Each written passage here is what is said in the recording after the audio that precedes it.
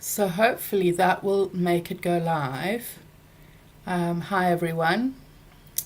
I apologize. Where I am going in the group, I can only see a link. I can't see the live video. I can't see a video at all. It's just showing up as though it's saying, click here to get a... Oh, there we are. No, it's gone again. And let me see if it goes... That's so bizarre. I can't see the video. This is frustrating because if I can't see it, then I can imagine a lot of other people can't see it. Just give me a second. Okay.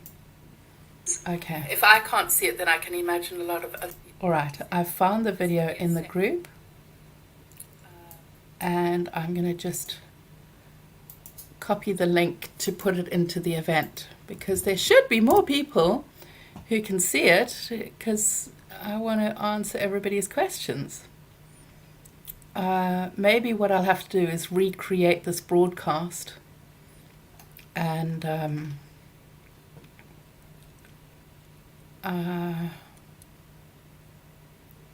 no, I don't want to do that. I think what I'm going to have to do is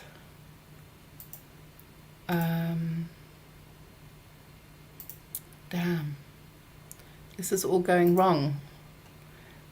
I might need to just restart this video because you got an alert saying that you've gone live. The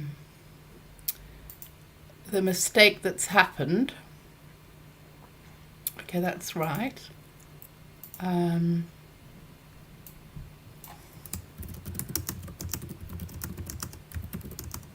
Just give me a second so I can edit this because otherwise all right, I'm just give me 2 seconds so I can get this right.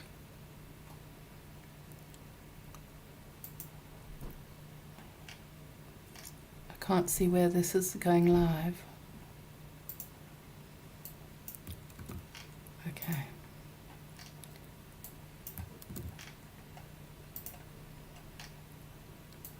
All right.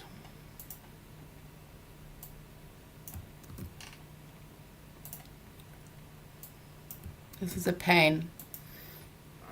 All right, so hopefully that sorts that out.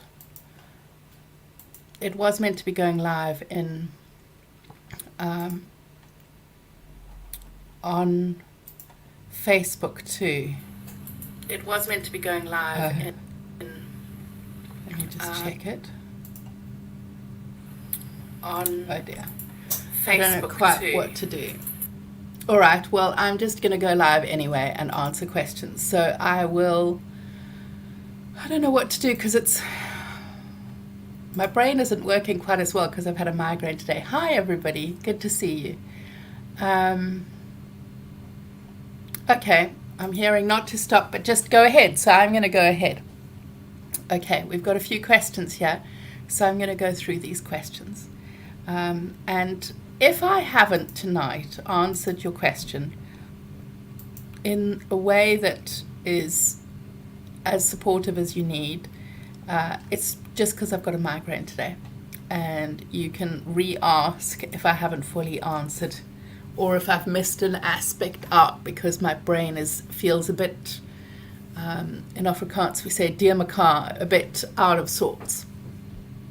Okay, so the first question is, how do I stop repeating the same patterns of depression over and over again? Each time I think I'm better, in a much better place, but here I am again.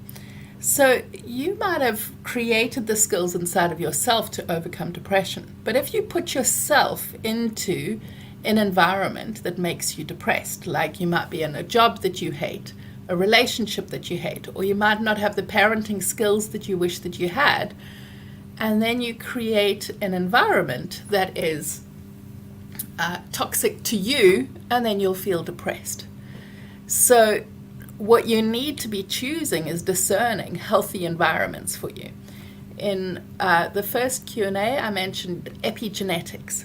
And epigenetics reveals that your genes express themselves in a different environment. So if you come from a family with a history of depression, then in certain environments you will get depressed. So you need to create an environment around you that enlivens you. I'll give you an example. My son can get depressed. What he often gets depressed by is a lack of stimulation. So if he's bored by life and he's not stretched a lot, he gets very depressed. And so I always have to be thinking, what's the next challenge I can give him? You know, like he started doing public speaking training at 14. Now I'm looking at putting him to a comedy course, because he always has to be stretched really beyond himself, because otherwise he feels very frustrated, and that leads to depression. So it totally depends on what the triggers are for you for depression. On the one hand, you need the skills for dealing with it, and the other, the environment. And then also understanding what your depression is coming there for. I always see that any sort of emotional thing is coming to let me know that there's something that in my environment that isn't healthy, or there's somewhere that I'm not celebrating who I am and what my gifts are. If I'm excited and enlivened by life, then I don't feel depressed, because I'm looking forward to things that matter to me. And when depression hits me, what I tend to do is just welcome it and ask it, why is it here now? And instead of seeing it as an enemy that is torturous and awful, I see it as a friend, that it's come to tell me that something in my life is out of alignment for my soul. And then I ask it, what is it here for? What do I need to do? How do I need to change so that I can honor the depression? And then use it as a friend for my personal development. My live is supposed to be on my page, my personal page. This is why we do all the questions anonymously, so that I can answer all your questions without sharing anything. But then I can also let other people know about the program and what we're dealing with. So those of you who hear, I don't think that actually this is going beyond outside. You can see that those who show up, I can't see your name, which is good. So I won't ever share somebody's name. But unless they're somebody who I know who is happy for me to share their name. Okay. So those of you who haven't joined us in the Tame the Triggers workshop, it is running this week, and you can go and get the link. I'm just going to get a banner that says the link. That's the link, restoring.love/workshop. So come and join us if you're not in it. And if you are in it, remember that there is a contest for those of you who want to be able to win a place in the 8-week program. So you can check that out by going to restoring.love/contest. Okay, so here is the next question. My father is the trigger. I'm not in contact with him, but I'm forced to be so because of external factors. How do I stop myself beating the shit out of him? Well, I recommend processing the anger and the fury that you have before you go and see him. And the therapies that I would suggest are things like EMDR, brain spotting, somatic therapy, things that work through in an embodied way the anger that you have. And it makes sense. If he is somebody who's abused you, it makes sense you would want to beat the shit out of him. And I wouldn't recommend that, because I want you to live an amazing life where you are honored and cherished. But if you are somebody who's not able to afford therapy,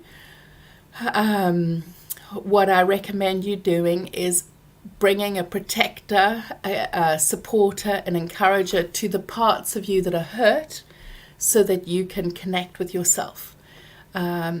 And then when you are around him, you're going to need to engage with yourself and create an inner dialogue of soothing and empathy and boundaries to yourself of going, this is not going to serve you, I understand. And then grey rock him.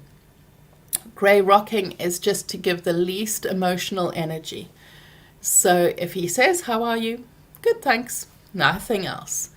And you just totally, like, you live in a very narrow bandwidth where it's just grey, just no colour energetically towards him. But it will take managing your energy of setting a boundary with yourself and empathizing with this part. But I would, if I were you, before you attend an event, process what the anger is. So I would take a piece of paper and go, my father's the trigger. These are the reasons that I'm pissed off with him and hurting. These are the feelings that I had because of that. And this is what I needed at that time. And then go into each of those moments and give yourself the love that you've always needed in those moments that he was toxic towards you. And that way you're able to be there for yourself rather than hurting him, so that you meet and face and process that anger. And if that's a struggle for you, like creating support and protection for yourself, we do that in the Overcome Emotional Abuse program that I'll share with you next Monday. The doors to that will just be open for a week, and then we start the following week, which is an 8-week program where there's a meditation for an inner protector and inner supporter, and we teach you in that how to get safe, so that you feel met and loved and supported, and you're able to process those things so that you can be more functional around them. The other thing that helps to go into an event like that is to have an ally with you who really gets the pain that you're in. That when he does something, they're able to look at you and nod or touch your shoulders. There was a couple who I worked with where the partner was very upset and angry with the parents, and the parents didn't like him. And so the girlfriend would do things of, when she noticed the parents being bitey, come and touch her partner's shoulders. And they actually, in the end, had an amazing time together because he kept being regulated by her. So if you have a family member who really understands you, that's really helpful. All right. Let me go to the next question. How do you cope with people who don't understand toxic family situations and engage us to maintain relationships because it's your family? Even the ones who acknowledge the toxicity but think it's as simple as, well, if things get tough and I just walk out, not realizing the effects of exposure are not like water off a duck's back. So I would just be clear and say, I get that it's hard for you to understand because you haven't had a toxic family. It's hard for you to understand the impact that it has on me. And what I would really appreciate is you honoring what is right for me. And I know that this is right for me. And folk who really love you and cherish you will honor that boundary. I have one friend who will often say, I don't understand people who don't stay in contact with their family, knowing full well that I don't. And she is in contact with very abusive family members. But she's very ill. And she just absorbs all the pain into her body. And I just say to her honestly, you know, for me, my body functions far healthier if I'm not around people treating me badly. And then I have to pretend that it's okay, because pretending that it's okay then impacts my body. If you read the book, When the Body Says No by Gabor Mate, he describes how repressing what you feel can create immune dysfunction, cancer. He describes research of saying cancer is the nice person's disease because We're always nice to other people, don't express how people's behavior is having on us, and then it internalizes and is processed in our body. And I don't want that for any of you. I want you to be able to share.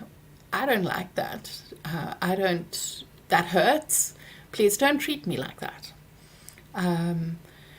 So if somebody is insistent all the time and not honoring that boundary, then I just tend to make space to that person because it's not honoring.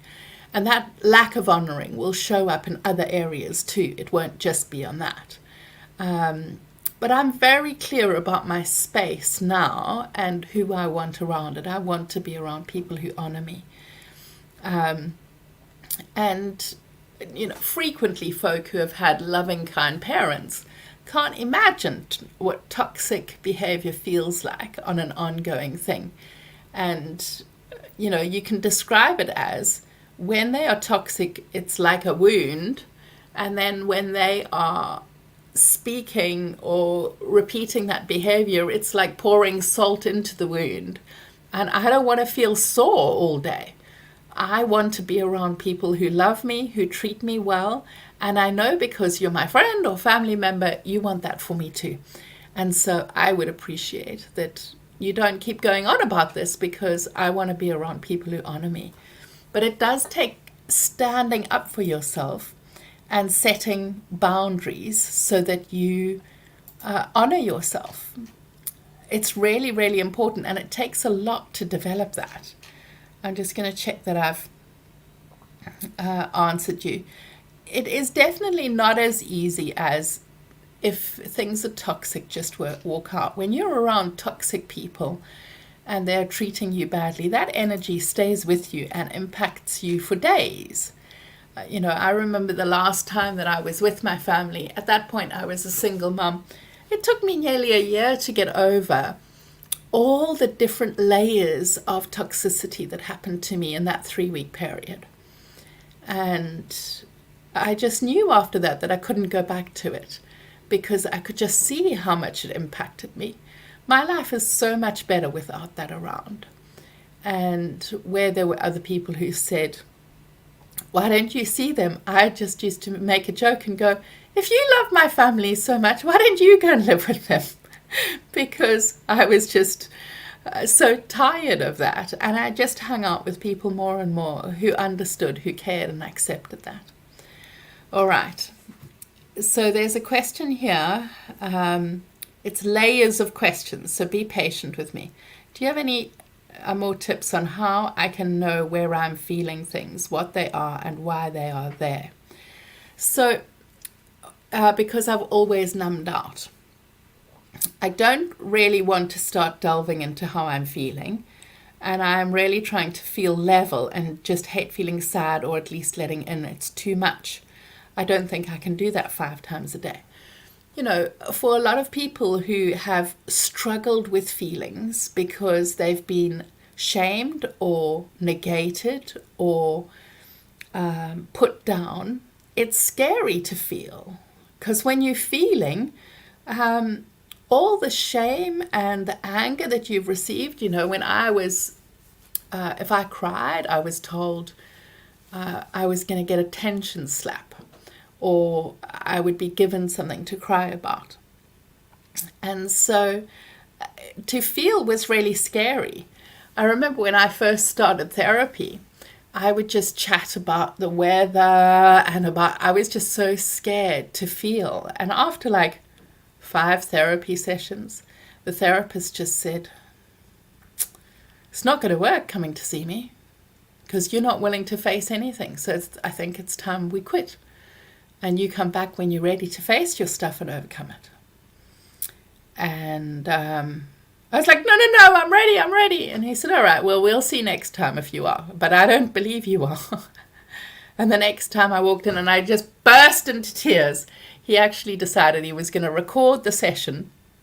So there was this massive video camera just facing me, because he said he wanted to show it to his supervisor so he could ask his supervisor how to get me to feel things, because I was just like cheery and happy, talking about all the abuse that I had, but it was fine. And now I look back and I just go, in those days, 27 years ago, more, 28, 29 years ago, they didn't have trauma-informed work of understanding how to make clients safe, how to process feelings in the same way. They didn't have that capacity, bless.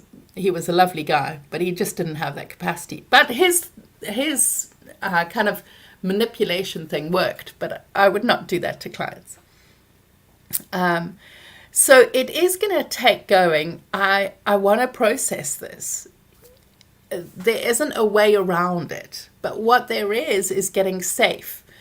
In the Overcome Emotional Abuse program, we don't look at any feelings until the 4th week, because we want you to get safe. We want you to learn how to get safe so that you honor yourself. And you grow the skills for protection, support, safety, regulation, loving yourself. And then only in the 4th week do we look at feelings and processing feelings. And some people, when they do the program, decide that they're not going to do that yet. They're going to do that. They're going to redo the program and just spend the whole program on safety and loving themselves, because they've never had that before they access the feelings. So I don't want you to force yourself and push yourself.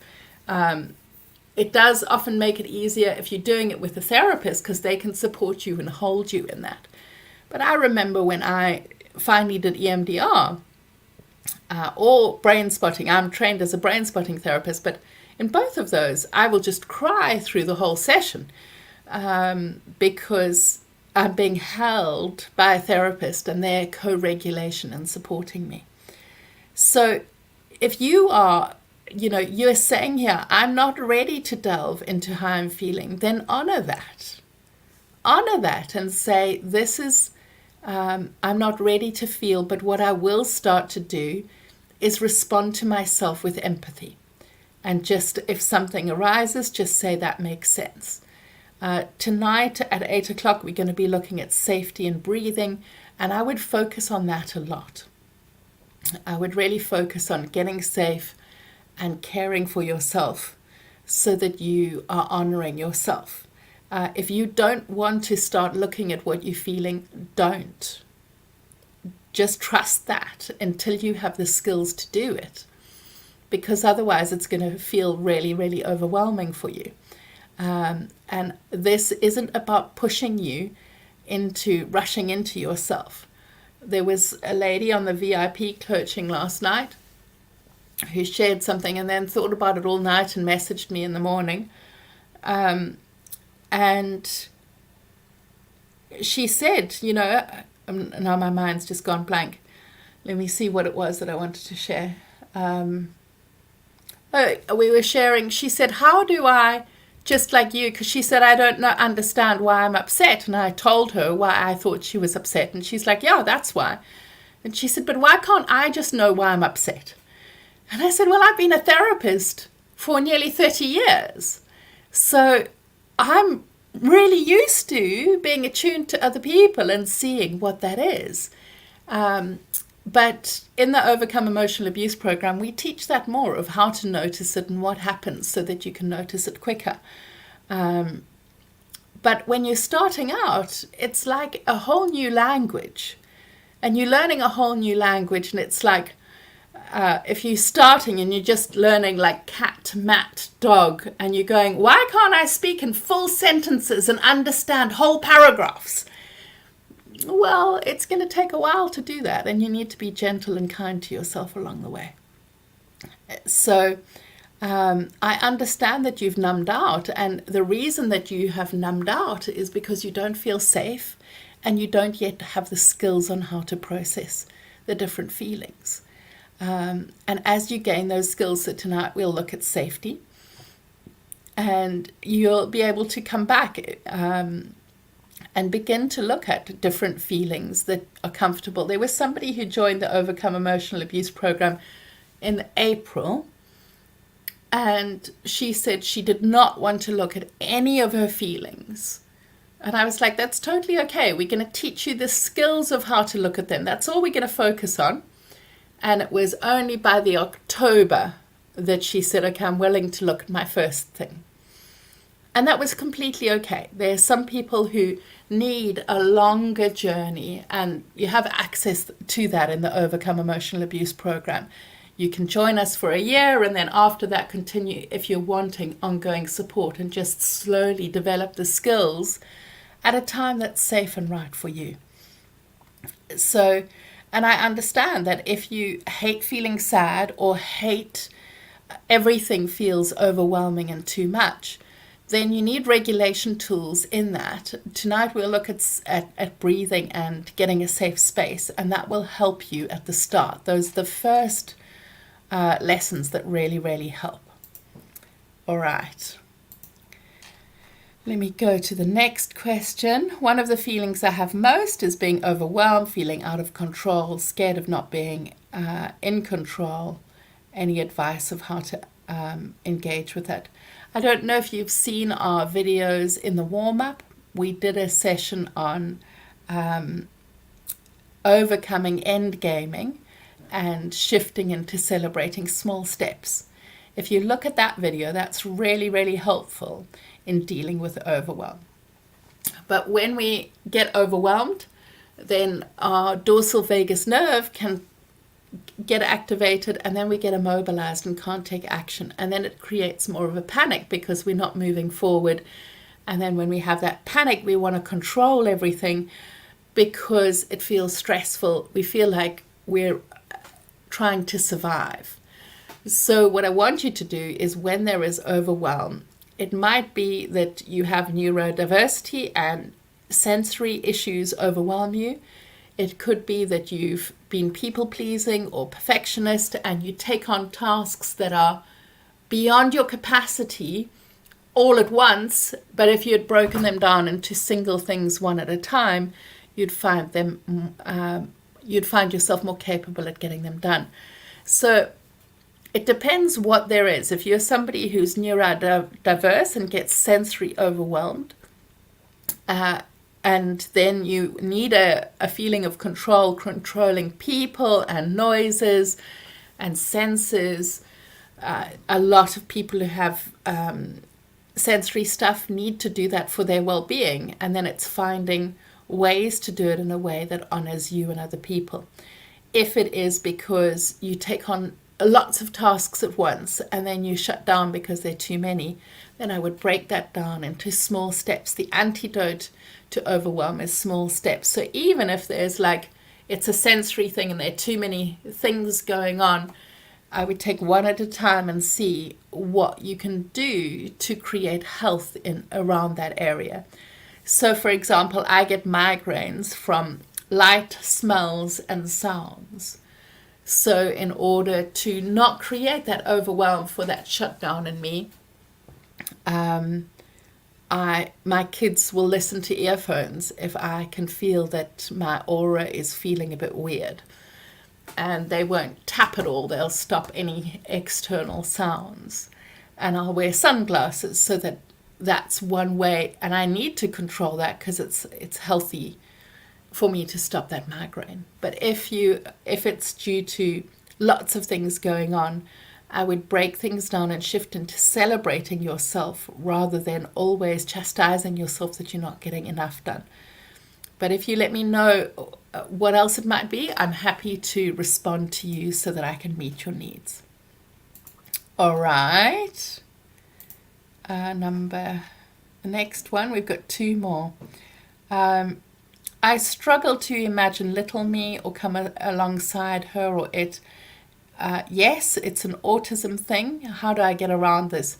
That is the reason that we show the picture in the group, because the majority of folk who are autistic don't have a mind's eye to visualize engaging with a little child. So you can see in the group, somebody actually took their picture with them and went for a walk. You could do that. the other thing that you can do is draw your little girl, or you can find out what age, just from what you know happened to you as a child, find out what ages were a struggle, and then look at what are the activities that this age child does, and you go and do those, regardless of whether you are thinking, I'm doing this for my inner child. You do those activities to relive them in a healthy way, without imagining it, like taking a picture of yourself. If you don't have a picture of it, you can Google, like looking for a 5-year-old girl, and pick one that looks similar to you, so you can grasp the energy and the feelings of that age child. And then as you're doing an activity, so you can Google like TheraPlay games for 5-year-olds, and you can see what activities would honor that age child, and you can do those. So a lot of the folk, when I realized about a year ago or so that I'm probably autistic, another 4 people have gone on and started the process of diagnosis, realizing that they're also autistic. Female autism is very different often to male autism. So a lot of us who were just called weird, different, and unusual actually had autism. Okay, so I hope that helps. And then the final question, how do you overcome the feeling of grief, of moving away from a toxic relationship to being on your own with the fear of that? So the first thing that we have to do when we're looking at leaving a relationship, toxic or not, is that when we met whoever it is, we created a dream and a vision of what our life was going to be. We didn't know it was going to be toxic for the majority of the time. We might have had little red flags and thought, that's not okay. If I just ignore it, it might be all right. And instead we created this vision of what we wanted. And now we need to grieve that vision. That future, it has died. We can't create that future like that anymore. So we need to grieve the loss of that vision, of growing old together, of the house together, of the farm together, whatever it might include that you had in the vision together, and grieve that. And then, that's a big grief of writing down, these are the things that I'm going to lose through the breakup of this. And this is painful and hard. And then acknowledge the impact of so like I've shared before, like you can go grief. This is the vision, or these are the things that I'm losing in the end of this relationship. So you can grieve each one. And then I would do that again, but saying this is the impact of the toxicity in the relationship. I can't express myself. I overfunction. I people please. I don't get my needs met. I don't feel loved. I go to bed feeling empty. I'm ignored. Whatever it might be, and go, well, look at the reality of what this is and grieve the impact of that toxicity in the relationship. So you really get this relationship is not healthy for you, and it is the best thing for it to end, because you can't change anybody. That's who they are. And so once you have identified what there is to grieve, because otherwise it's just this sort of overwhelming mess, you can focus on one at a time of grieving what there is. And there's a thing called a burning bowl ceremony that you can do, and we will be doing for those of the folk in the Overcome Emotional Abuse program, we will be doing a burning bowl ceremony where you write out the things that you're letting go of, and then you burn and release them and create an intention of what you are creating. And then the next part of your question is, how do you work on the fear of being, how do you overcome the feeling of grief of moving away from a toxic relationship to being on your own with the fear of that? Okay, so then there's the fear of being alone. So again, I would write out, what are you afraid of? What are the things that you are worried about? That you won't be loved, that you won't be supported, that there might be financial difficulties. Write down or there might be conflict or challenges with your kids. So write out what you feel the fears are, and then see what are the skills that you're going to need to be able to deal with it. So, like dealing with the conflict. There are many mediators that you can talk to who are able to work through how to deal with the finances and the conflict in kids. I know that your child is older, so that isn't, they're soon going to leave the nest, and that won't be an issue for like it would be for other people who have younger kids. And the other thing is then your fear of being alone. When you've been somebody who's been a homemaker and somebody who takes care of others, it's really looking at what are the dreams and goals that you have loved that you haven't been able to achieve in your life, because you've been such an incredible mother, looking after other your kids, caring in the community, being so incredible with others. Then it's looking at what your dreams are. So I'll give you an example. When I left my relationship with my ex, I was devastated, and I just literally sobbed and sobbed and sobbed. I didn't stop crying for 2 weeks. And I decided I'm going to cry solidly for 2 weeks, and then I'm done. That is it. Then I'm going to move forward. And then I started looking at what are the dreams and what are the things that matter to me. And then I started dreaming into what I wanted to do, and I studied. I did a 3-year master's that was excruciating with 2 tiny young kids. Then I trained in singles and relationship coaching. And then, and I'm pretty sure I've got a book here that you could borrow, so you can let me know when you are around, and I'm happy to give you the book. It's called Conscious Dating, looking at what are your qualities, what are you looking for in a relationship. But I wouldn't do that for months down the line. And then I would look at, what are the things you want to achieve. Then I trained in attachment, family-focused therapy, and theraplay, and brain spotting. I just got enlivened in the things that I want to do. I did a comedy course. I did a storytelling course. I did 5 storytelling courses. Now I'm doing a book writing course. I just keep doing things that I love to do. I don't like going to a pub and drinking, so I never do that, or very, very infrequently ever do that. I don't enjoy that.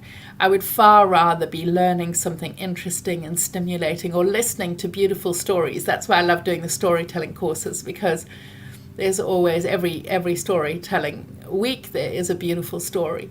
So I always find something new that is interesting to do. And then there's an excitement of being alone, because all the things that I could never do, I can do now.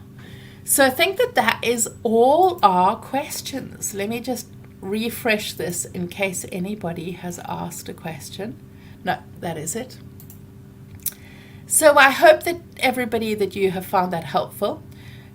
This video is weird because it didn't go live properly, and it was not showing up, I think, because of the Facebook issues yesterday. It just didn't connect properly.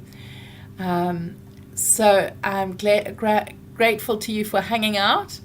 And I look forward to seeing you in the group. At 8 o'clock tonight, we have the next lesson. Come and engage there, and we will see you then. I'm sorry my energy is a bit weird, because I can just feel my aura and my brain are going from having a migraine. So I'm sending you love, and I look forward to seeing you at 8 o'clock. Hopefully the link will work. If it doesn't work, I will do it on YouTube again. All right, sending everybody love. Bye-bye.